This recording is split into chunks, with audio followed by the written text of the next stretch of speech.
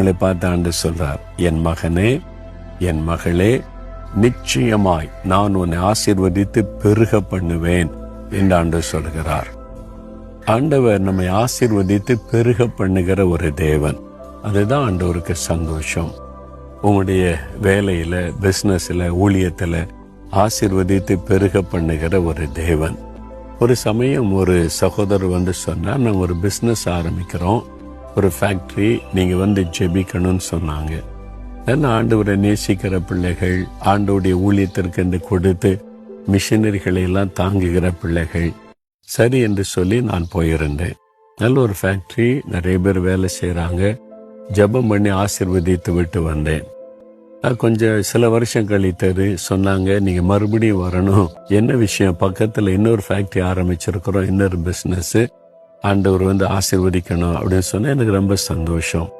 அங்க போனேன். அதே குடும்பத்தார் இன்னொரு பிசினஸ் ஆரம்பிச்சு அதையும் ஜெபம் பண்ணிட்டு வந்தேன். எனக்கு ரொம்ப சந்தோஷம், ஆண்டவர் பெருக பண்ணுகிறார். இன்னும் சில வருஷம் கழித்தது சொன்னாங்க, மூன்றாவது இன்னொரு பிசினஸ் ஆண்டவர் தந்திருக்கிறாரு, அதுவும் நீங்க தான் ஜெபிச்சு ஆரம்பிச்சு வைக்கணும் சொன்ன. சரி என்று சொல்லி போனேன். பாருங்க, தேவனோட ஆசீர்வாதத்தை அப்படி பெருக பண்ணி கொண்டே இருக்கிறார். எனக்கு அதை பார்த்து ரொம்ப சந்தோஷம். இந்த வசனம் எவ்வளவு உண்மை உள்ளது என்பதை என்னால் உணர்ந்து கொள்ள முடிந்தது.